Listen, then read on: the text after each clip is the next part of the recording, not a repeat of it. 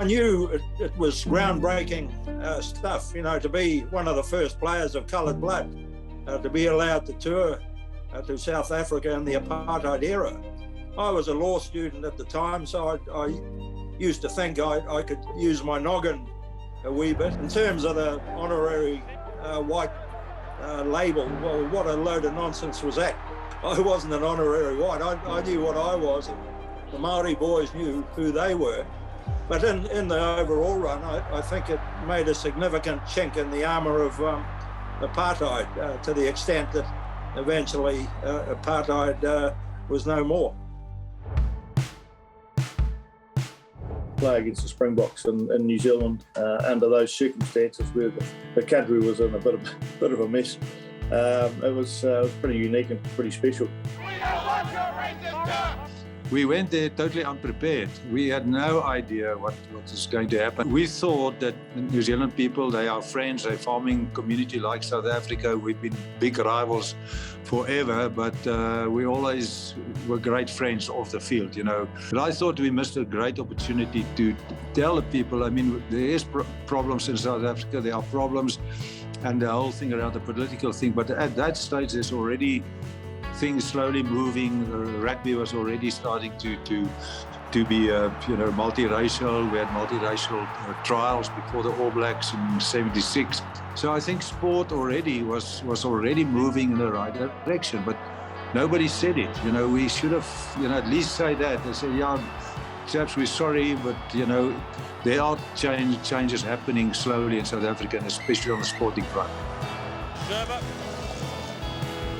Missiles landing on the field. Houston's under that. Going into that last test in Auckland, you couldn't have scripted anything like that. It was like a movie, wasn't it, with the flower bombs and the crowds outside going berserk, and the game itself being so tight. It was like a movie script, really. Alan Houston has a chance to win the series for New Zealand.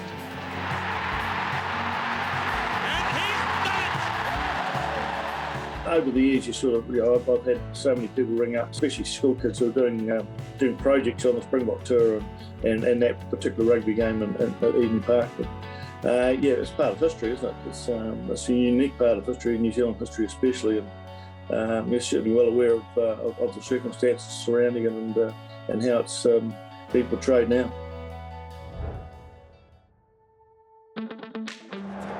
We've spoken about it a lot in terms of the history of New Zealand and South Africa. But for people like Zinni and I, Bunsey, those sort of players, that generation, it meant a lot. From a South African point of view, and I remember Fitzy and myself had a chat one day, and he said, we don't regard ourselves as true All Blacks if we haven't played and beaten South Africa. We feel exactly the same.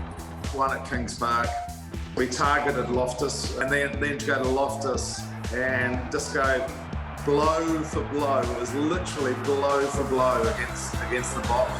Well, talk about pressure coming on in a game like this. Yeah, the weird thing was, I think I was on in the field 2 minutes, and I hadn't touched the ball until that first penalty came along. And then bang, you got to kick a goal. So I actually vaguely remember my leg was just a little bit shaky on that one, because it suddenly hit me, Jesus, this is pretty critical now. We need to slot these, and first action I was going to have in the whole series in South Africa. So fortunately that one went over, and that was probably the difference, gave me the confidence I think for the second one, because on the high belt you get extra distance as well, so I knew I wouldn't have a problem with distance for that second one, and it was relatively straight. So really I just thought, well, if it comes straight off the boot, that's going over. Look at this by Zinzan. Is that going to be over? He's kicked it over, and look at that by Zinzan. So I was lined up on the right as first five, and then he lined up on the left as a number 8.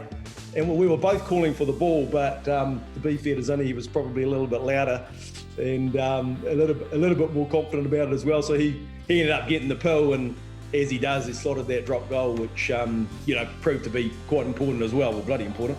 And I suppose that thumping the ground at the end was just, relief, elation. To give you an idea what it meant to past All Blacks, the great Clarke was actually at that game. He came up to me in the tunnel and he hugged me, and he said, Sean, he said, thank you so much for what you've done in terms of achieving the goal of beating a South African team in South Africa for the first time ever.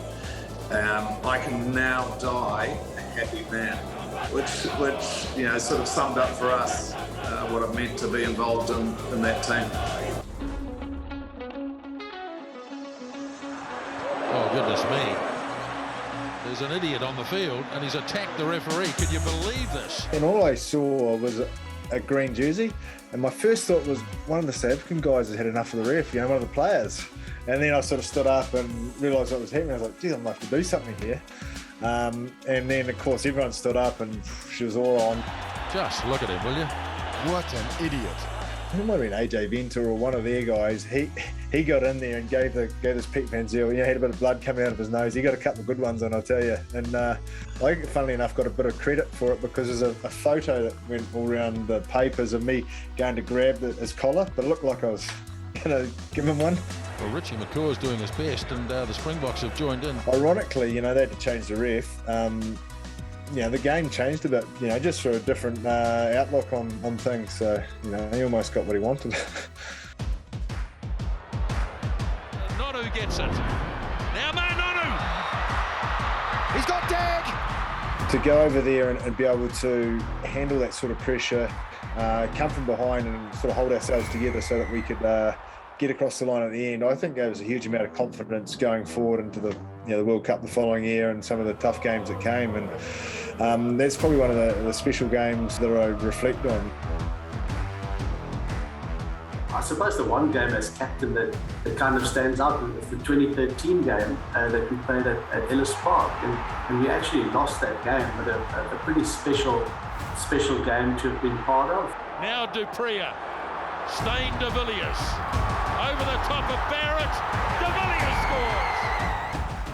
And sometimes even being on the losing side, it can still be quite memorable. Kieran Reid, he's got the speed, Bowden Barrett, there's the championship! And I suppose the one moment where it really dawned on me as well how special it was back in 2015, and I actually spent a day with the late John Alone. We were walking through and saw pictures and jerseys of the 95 World Cup final, and then he spoke about how special it was for him as well. And then it dawned on me how, you know, a rivalry like that really goes both ways. You know, to come from an absolute legend like him, that it's special to him as well. It just shows that it is a special moment and a special rivalry. John de Villiers, under the bar he goes. I think the mutual respect between the two teams and the players is bigger than probably any other team, but that goes totally against what you get on the field, which is the most physical and uncompromising sort of battle you can have. And I think having that together makes them pretty special. The All Blacks and the Springboks. The rivalry dates back as far as 1921. A century later, it's still as strong and secure as ever.